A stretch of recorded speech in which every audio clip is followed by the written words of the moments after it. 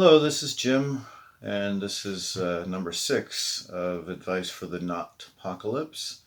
First of all, I've got some public service announcements.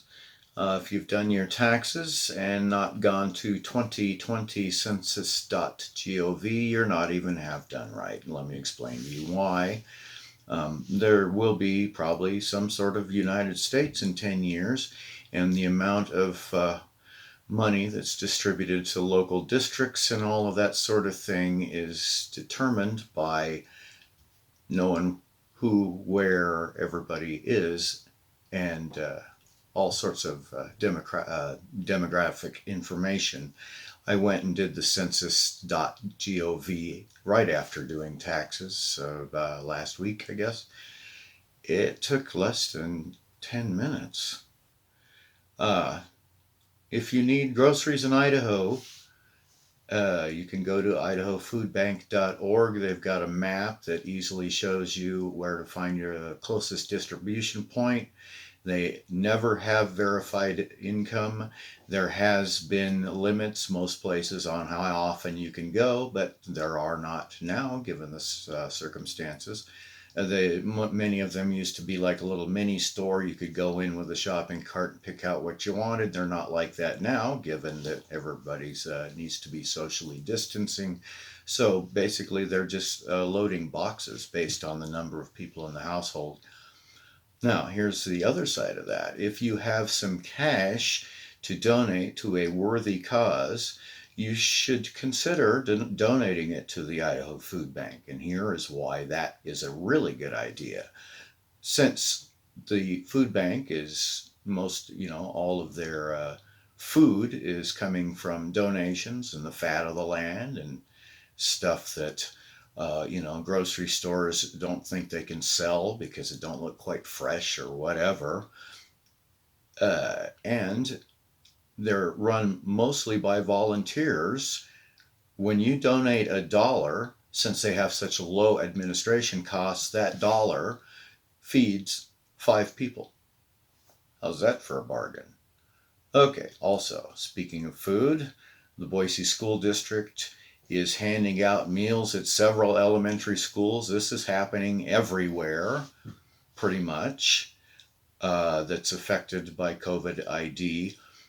In the case of the Boise District, you can be up to 18 years old to do that, not older. You might be asked for ID if you look old, and you also have to pick it up personally. Other school districts everywhere will be doing this eventually, probably everywhere. This part of this crisis is highlighting how much of our citizens, how much our citizens rely on schools to feed their own children. That might seem handy, but it shouldn't be the one factor that ensures Americans get to eat every day. This seems underreported to me, but if you lose your sense of taste and smell suddenly, that can be an indicator of early stage COVID ID. Um, you may have noticed this happens to you sometimes when you get a cold. A coronavirus, colds are, a lot of those viruses are coronaviruses, so this one acts the same in that sense. I'm initiating a science paper and project channel. I'm asking children and adults who have a science paper, project, experiment, or anything related to that you'd like to share. Film it with your cell camera or whatever. Put it on YouTube. Then email the URL, Uniform Resource Locator, or address to sciencepaperproject@gmail.com. My son Finn has agreed to curate this project for me. We're asking for at least a name or a nickname, the age you did the paper or project, especially if you're a 49-year-old barber who once dreamed of being a surgeon in the Old West and did that project on the variables that determine how fast blood coagulates. We want new stuff, old stuff, ancient ideas you discussed with Pythagoras, maybe science experiments, anything environmental, scientific, math tricks and experiments, anything like that. If in doubt, send the link. Please only appropriate stuff. My kid's 15. If you have ideas for a YouTube channel that you would like to curate that might be a part of a network of good, please email me at unquiet.scribbler@gmail.com. Yeah, I thought you might want to see the shirt. It's important these days. Along those lines, I'm going to ask you to pass the word about this. I've rarely even asked to Facebook friend other people. That's not even like me. However, for the purposes in which I expect to be helpful and entertaining, I'm directly asking viewers to invite friends to friend me, only in the Facebook sense, mind you. I'm building a green and human network of good. This will be an element which also enlists community involvement. And now a word from our sponsor. Non-specific ringtone.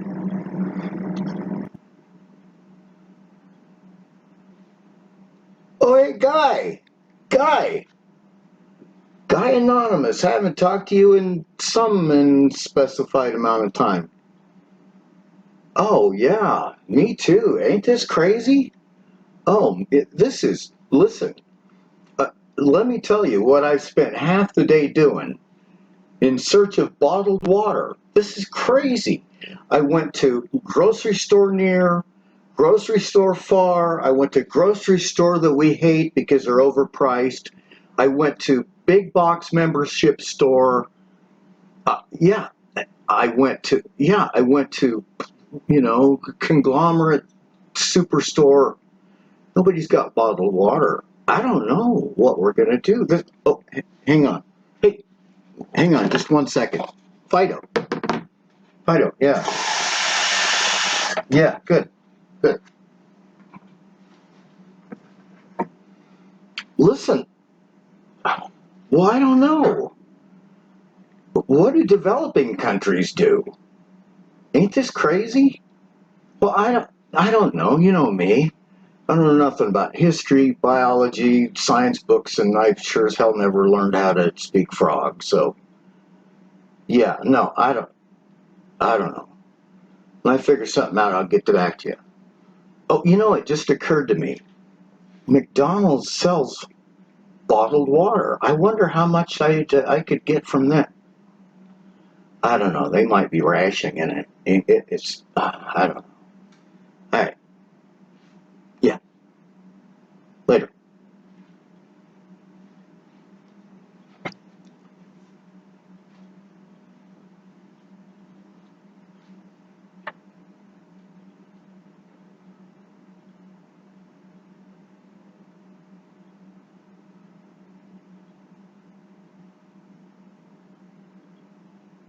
John Kenneth Galbraith knew it would take a crisis of epic proportions to upset what he called the contented class.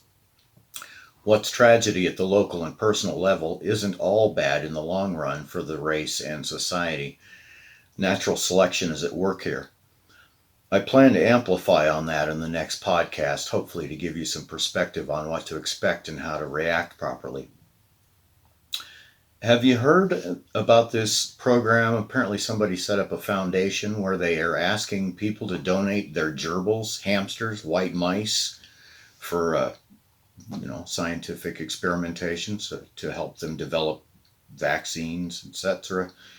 Apparently they come back to you in a biodegradable package from via the US Post Office, suitable for burial. Well, that didn't happen. That's a joke. I made up a couple of weeks ago based on 3 stories I heard on NPR. That's a short for National Public Radio. Not like WW being short for World War. If somebody says WW, they're not abbreviating. They're just being dramatic. If you write it, of course, that's different. Anyway, about that program I talked about, if somebody at work had overheard me tell that joke, but didn't quite get the punchline and thought that was true, they would have passed it on and it would have been misinformation. Now, if you heard that story and knew anything or much apparently about the gestation periods of rodents, you wouldn't even have to know specifics, just that it don't take very long to fill a room with rodents. You would know that this is too absurd if you didn't know it was a joke, too absurd to be true because it's so unnecessary. Now, imagine leaner times in a few months. It's taking way too long to develop antivirals that will work with this. COVID 19's DNA is shifted, and now there's a COVID 20 or a 20A or a 20B. The Canadians are lend leasing us ventilators. Mexico and the United States is on brink of a conflict. We opened our borders to let the Mexicans pick our crops, but they're too sick. But now that they're doing better, they refuse to send us workers, and that's why we're all upset about them. And then you hear that that the UN is sending troops around to private homes to pick up gerbils and hamsters and white mice because they really need this for the war effort against COVID 20C or whatever. If you're scared, if you're in that situation where everything's all askew, you might believe that. It might not occur to you to look up how quickly a person can turn a handful of mice into a million mice if they have no predators and plenty to eat. You might not even think about that because suddenly you've heard this thing and it's scary and it's intrusive into your home.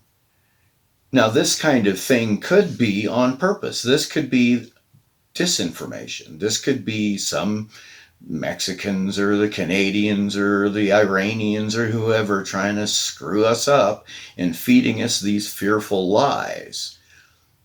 Disinformation and propaganda is something that happens in war, especially in a war where there are few resources and everybody's fighting over them. Propaganda, disinformation, these are all meant to distort your reality, to create despair, or sometimes false hope. Oh, yeah, things are doing fine, but they're not. Propaganda and disinformation are there to make you act differently than you would if you knew the truth. It is never in your best interest. I want you to understand that the world as you know it is changing some, maybe a lot. You need to be able to brush up on your critical thinking skills. Critical thinking is way important in a crisis. It's important in normal times. If you understand biology, if you understand that the history of warfare, that there is propaganda, that you shouldn't believe everything you hear, then you're in a good situation. All right. Now, here's some current good news. In Idaho, Governor Brad Little seems to me to be doing a better than average job. A couple of weeks ago, he seemed very optimistic about how our healthcare system would be able to handle a pandemic, especially in rural areas. When you're hearing news about local clinics asking for donations of unopened bleach jugs and gloves and such, Governor Little's reasoning was that Idaho is spread out. We have a lot of open space, like the park behind me. Assuming that people are going to be smart and social distance is the part that I'm troubled by. More on that, personally. So, anyway, a couple of weeks ago, after I was thinking he was being a little optimistic, he declared the emergency and sent all the non essential people home. Now, I want you to understand when you hear absurd suggestions from the federal level about how quickly, businesses and whatever can open up, they can't decide that. That's not up to them. That's up to governors and local officials. So don't worry about it. Governors will take care of you. The novel coronavirus is in our population all over the place. We don't have enough testing yet to even know where it is. Healthcare officials and professionals are worried. So is the CDC and the WHO. Putin put off an election which would effectively allowed him to be a president for the rest of his life. Does this seem serious worldwide? Now, many days ago, I was listening to the White House task force that speaks, I guess, pretty much every day. And one of the speakers relayed the news that one of the auto manufacturing plants were making ventilators quickly. And for about 5 minutes, I thought, man, that is good news. Now we are getting somewhere. For about 5 minutes. And then the critical thinking kicked in first. How about this person who said that? What's his credibility about? But more than that, how long does it take to tool up to build sophisticated ventilators in a GM plant? Seems like it would take longer than what this person was saying was already happening. He hadn't even initiated the Defense Act that makes this possible. This was disinformation. It was meant to calm markets. And remember, it's never in your best interest to distort your reality to make you behave according to the wrong facts. There may be no limit on ventilators. Face the facts. People are going to die surrounded by strangers in Tyvek suits. There won't be any funerals. This is not a matter of politics or ethics. Propaganda is for enemies, not friends, not citizens. Disinformation is not in your best interest. It's not just proper to call Bolshevik on disinformation. In situations like this, it's a matter of survival. Generally, I think lying is a bad idea. Sometimes I think it's understandable. Occasionally, I think it's justifiable. Probing intrusive questions to find reasons to give you another physical or psychological beating. When that happens, lie your ass off, and when you have to, and then leave as soon as possible. Now let's discuss who you should be able to trust and why. Idaho picked a competent governor. I've heard Brad Little nearly every day on the radio informing us and answering questions. I initially believed him to be a little optimistic, but I was proud when he locked down everything. He's still overly optimistic because no system is prepared for this virus, but he's doing more than most governors at this stage of infection in their states. Don't worry much about the feds. Concentrate your attention locally. Trust your governor to haggle with the feds. That's one of his or her primary jobs, especially in a crisis in which the reasons behind all your tax bills are supposed to become suddenly apparent. Your senators and congresspersons have your best interests too, mostly. Governors are backed up by the National Guard, who are literally your friends and neighbors. They're backed up by local government. This is all supported by tax dollars. All these tax dollars are based on the census. See what I did there?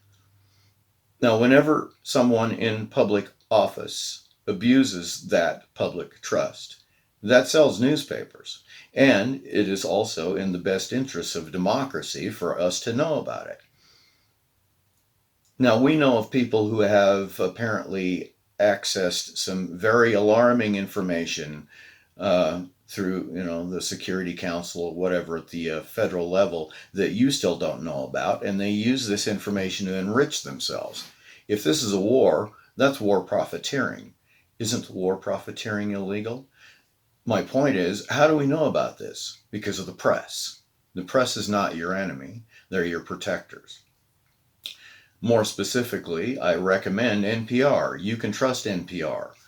Commercial stations have commercials. Public radio has sponsors. They follow the same format. They're calm people telling you what the business who's sponsoring does and how it's helpful to you. And sometimes there's a motto and there's always a website. Now, local network stations are losing investigative journalists because local news isn't always a budget priority. My local NPR station, KBSX, has local journalists. Their reporting is professional enough to be heard on the national programs. I've heard a lot of local stories picked up there. George Prentice, who hosts the morning show, seems like a personal friend, but I couldn't pick him out of a lineup. I expect I'll meet him and other pros there at some time. There are a lot of familiar voices and names, but no faces. Local news happens throughout the day. At noon, we have a 1 hour program called Idaho Matters. It's hosted by Gemma Gaudette. I remember Ms. Gaudette as eye candy with a sultry voice on local TV. She's a vision of elegance in person. I met her recently, briefly. Then, after leaving the coffee shop, I asked myself why I didn't meet her producer and other voices who I'd heard were coming there. If Ms. Gaudette ever wants to swap interviews with my upcoming network, I'll tell her one simple thing she could do to interview better before she interviews me. My problem is once I noticed it, I focused on it, so it drives me a little nuts. But Ms. Gaudette is a serious professional, as all of them there at that station are, and all over NPR. The infrastructure and training at this public radio station is funded by Boise State University. And of course, there's those corporate sponsors, but public radio also needs members to survive, like a church or Costco or your local gym or some insurance policies. Now, which of these is not in your budget? Aren't most of them a form of insurance? NPR is insurance against disinformation. I listened to the BBC even as a child on a shortwave receiver. The Beeb is a marvelous source of information as well as a two-syllable shortcut for British Broadcasting Corporation. That's 9 syllables and 3 words. Now that's true verbal economy, which I obviously lack. The BBC reports accurately and verifies its stories with evidence. When there's a false story, the BBC doesn't just say it's fake, they prove it with evidence. The BBC has a moral compass and doesn't merely report atrocities like those practiced by the Kingdom of Saudi Arabia. It makes crystal clear that acts like butchering journalists and war crimes are wrong. In biblical language, the Beeb is no respecter of persons. It reports on human tragedy with compassion and courtesy to the disadvantaged. It employs and listens to experts. It has no interest in appeasing well-off corporate interests or supporting wild political agendas and conspiracy theories. It advocates for cooperation between countries. The Beeb consistently presents analysis that's rational and thoughtful. All that being said, if you heard a source of information that was precisely the opposite of the Beeb, I'd call it the Phoebe. I'll reveal what I believe is the big picture on this crisis in a bit I'm calling the parable of the motorhome. That's coming up next.